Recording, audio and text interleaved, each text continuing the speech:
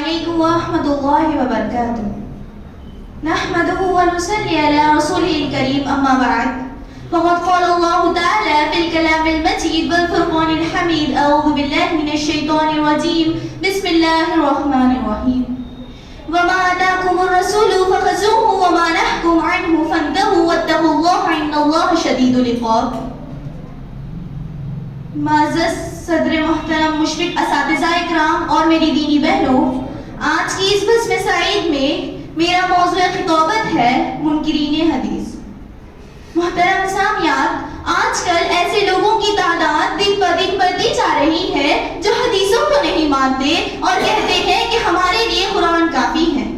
امام بخاری نے صحیح بخاری نبی صلی اللہ علیہ وسلم کے انتقال کے لگ بھگ 150 سال کی اکٹھا کی ہے، اس لیے اس میں ملاوٹ ہے، مگر قرآن میں ملاوٹ نہیں. لیکن حدیث کے سلسلے میں خطرہ لاحق ہے، اسی لیے کچھ لوگ بدعت کی وجہ سے حدیثوں کو اہمیت نہیں دیتے، کچھ لوگ تقلید کی وجہ سے حدیث کو اہمیت نہیں دیتے. جی نماز ہی تو پڑھ رہے ہیں، روزہ ہی تو رکھ رہے ہیں، اس میں غلط کیا ہے؟ منکرین حدیث کی 4 قسمیں ہیں. وہ اپنے آپ کو اہل قرآن کہتے ہیں. پہلے قسم کے وہ لوگ ہیں جو تمام حدیثوں کا انکار کر دیتے ہیں اور کہتے ہیں کہ نبی صلی اللہ علیہ وسلم کا کام صرف قرآن پہنچانا تھا، لیکن ان کی کہی ہوئی باتیں نہ اس دور میں کوئی شرعی حیثیت رکھتی تھی اور نہ آج کے دور میں کوئی شرعی حیثیت رکھتی ہے.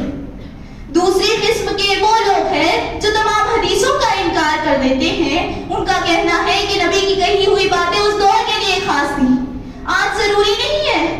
تیسری قسم کے وہ لوگ ہیں جو کئی وجوہات کی بنا پر احادیث کو نہیں مانتے. اگر کوئی حدیث سائنس اور عقل سے ٹکراتی تو وہ ان حدیثوں کا انکار کر دیتے. چوتھی قسم کے وہ لوگ ہیں جو اگر مگر کی ڈگر پر چلنے والے لوگ ہیں، کہتے ہیں کہ حدیث میں ایسا ہوا ہو، حدیث میں ایسا ہوا ہو. وہ لوگ شک کی بنیاد پر حدیث کا انکار کر دیتے ہیں. حدیث اسی طرح حجت ہے جس طرح قرآن ہمارے لیے حجت ہے. حدیث ہمارے یہاں قرآن کے ساتھ ساتھ یہ دوسرا ذریعہ ہے جس کے ذریعے ہمیں اللہ کے احکامات کی جانکاری ملی ہے. دلیل پکڑنے کے اعتبار سے قرآن و حدیث دونوں برابر ہیں. اگر ہم یہاں چند نکات پر غور کریں گے تو ہمیں پتہ چل جائے گا کہ حدیث ہمارے لیے کتنی اہمیت رکھتی ہے. سائنس اور منطق سے ٹکرانے کی وجہ سے حدیث کا انکار کرنے والے جن کا خیال ہے کہ اگر کوئی حدیث سائنس اور منطق سے ٹکراتی ہے تو ان حدیثوں کا انکار کر دیتے ہیں. میں ان سے کہنا چاہتی ہوں، اللہ رب العالمین نے سورہ انبیاء کی آیت نمبر 69 میں فرمایا، قُلْنَا يَا نَارُ كُونِي بَرْدًا وَسَلَامًا عَلَىٰ إِبْرَاهِيمَ، اے آگ تو ٹھنڈی پڑ جا اور ابراہیم کے لیے سلامتی بن جا.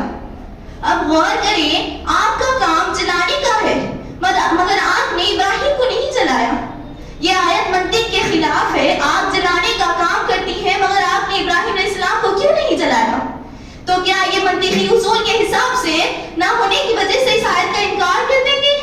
نہیں. اسی طرح حدیث بھی ہے. جو لوگ شک کی بنیاد پر حدیث کا انکار کرتے ہیں، میں ان سے کہنا چاہتی ہوں، اگر حدیث میں اگر مگر کا استعمال کرتے ہیں اور کہتے ہیں کہ حدیث میں ملاوٹ ہے، تو اگر مگر کا استعمال قرآن کے لیے بھی ہو سکتا ہے کہ قرآن میں بھی کسی نے کچھ ڈال دیا ہو. نعوذ باللہ. یاد رکھیے، جس طریقے اور جس کے ذریعے ہمیں قرآن ملا ہے اسی طریقے سے ہمیں حدیث بھی ملی ہے. جبکہ ان کا کہنا ہے کہ ہمارے تمام مسائل آسانی کے ساتھ قرآن سے معلوم کیے جا سکتے ہیں، تو ہمیں حدیث کی ضرورت کیوں رہ جاتی ہے؟ اس لیے وہ لوگ اپنے آپ کو اہل قرآن کہتے ہیں. محترم سامعات، پہلی بات تو اللہ سبحانہ و تعالیٰ نے فرمایا، اپنی اطاعت کے ساتھ رسول کی اطاعت کو فرض دیا. اللہ تعالیٰ نے فرمایا، قُلْ أَطِيعُوا اللَّهَ وَأَطِيعُوا الرَّسُولَ فَإِن تَوَلَّوْا فَإِنَّ اللَّهَ لَا يُحِبُّ الْكَافِرِينَ. اللہ اور اس کے رسول کی اطاعت کرو، اگر وہ اس سے منہ پھیر لے تو بے شک اللہ تعالیٰ کافروں سے محبت نہیں کرتا. دوسری بات، اللہ تعالیٰ نے اللہ کے رسول صلی اللہ علیہ وسلم کا کام صرف قرآن پہنچانا نہیں بلکہ قرآن سمجھانا اور اس کے حکمت کو بتانا ہے. اللہ تعالیٰ نے فرمایا، وَلَقَدْ أَنزَلْنَا إِلَيْكَ الذِّكْرَ لِتُبَيِّنَ لِلنَّاسِ مَا نُزِّلَ إِلَيْهِمْ وَلَعَلَّهُمْ يَتَفَكَّرُونَ. ہم نے آپ کی طرف ذکر اتارا ہے جو لوگوں کی کیا گیا آپ اسے کھول کھول کر واضح کر دیں، شاید کہ وہ اس پر غور و فکر کریں۔ محترم سامعات، حدیث کے بغیر صرف قرآن سے تمام مسائل معلوم نہیں کیے جا سکتے۔ حدیث کی اہمیت تو یہ ہے کہ حدیث قرآن مجمل ہے اور حدیث مفصل ہے۔ جیسا کہ قرآن کریم میں ہے، نماز قائم کرو، زکوٰۃ ادا کرو، لیکن زکوٰۃ کب، کیسے، کس میں کتنی نکالنی ہے، ہمیں کس نے بتایا؟ نبی صلی اللہ علیہ وسلم نے۔ جیسا کہ قرآن میں ہے وَأَقِیمُوا الصَّلَاةَ وَآتُوا الزَّکَاةَ وَارْكَعُوا مَعَ الرَّاکعِینَ، نماز قائم کرو، زکوٰۃ ادا کرو اور رکوع کرنے والوں کے ساتھ رکوع کرو۔ دوسری جگہ قرآن کہتا ہے اے مریم تو اپنے رب کی فرمانبرداری کر اور سجدہ کر اور رکوع کرنے والوں کے ساتھ رکوع کر۔ تو اب ہم اور آپ پہلے رکوع کریں گے یا پہلے سجدہ کریں گے؟ حدیث میں ہے کہ پہلے رکوع کیا جائے پھر سجدہ کیا جائے۔ اب اہل قرآن اپنے اصول کیوں توڑتے ہیں؟ انہیں قرآن پر عمل کرتے ہوئے پہلے سجدہ کرنا چاہیے تھا۔ الحمدللہ ہم کو تو صحیح رہنمائی حدیث سے ملی ہے، لیکن دوسری آیت میں ہے کہ نماز قائم کرو، زکوٰۃ ادا کرو اور رکوع کرنے والوں کے ساتھ رکوع کرو۔ تب تو ہر نماز قائم کرتے وقت زکوٰۃ ادا کرنا ہوگا، ہر رکوع کرنے والے کے ساتھ رکوع کرنے آنا ہوگا۔ ہمیں نماز کیسے ادا کرنی ہے؟ ظہر میں کتنی رکعت فرض ہے، عصر میں کتنی رکعت فرض ہے، مغرب میں کتنی رکعت فرض ہے، عشاء میں کتنی رکعت فرض ہے، تکبیر، ہاتھ باندھنے کا طریقہ، رکوع، سجود، قیام کا طریقہ، ان سب کا طریقہ ہمیں کس نے بتایا؟ رسول صلی اللہ علیہ وسلم نے۔ رسول صلی اللہ علیہ وسلم ہمارے لیے بہترین نمونہ، ہمارے لیے آئیڈیل، ہمارے رہبر، ہمارے ہادی ہے۔ کسی شاعر نے کیا خوب کہا ہے، رہنمائی کی جہاں بھی ضرورت ہوگی، رہنما صرف محمد کی شریعت ہوگی۔ قرآن کہتا ہے کہ مردار حرام ہے۔ اللہ تعالیٰ سورہ مائدہ کی آیت نمبر 3 میں فرمایا حرمت علیکم المیتۃ والدم ولحم الخنزیر وما اہل لغیر اللہ بہ، تم پر حرام کیا گیا مردار خون اور سور کا گوشت اور جس پر اللہ کے سوا دوسرے کا نام پکارا گیا۔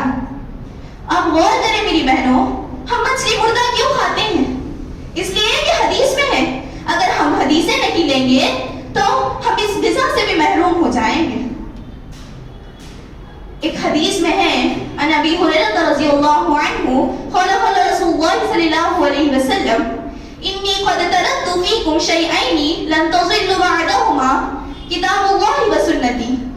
حضرت ابو ہریرہ رضی اللہ عنہ سے روایت ہے کہ رسول صلی اللہ علیہ وسلم نے فرمایا بے شک میں تمہارے درمیان دو چیزوں کو چھوڑ جا رہا ہوں، اس کے بعد تم ہرگز گمراہ نہیں ہوں گے، ایک ہے کتاب اللہ اور دوسری میری سنت۔ آخر میں اللہ رب العالمین سے دعا ہے کہ اللہ تعالی ہم سب کو نبی صلی اللہ علیہ وسلم کی سنت کی حفاظت کرنے والا بنائے، آمین۔ وآخر دعوانا الحمدللہ رب العالمین۔ السلام علیکم ورحمۃ اللہ وبرکاتہ۔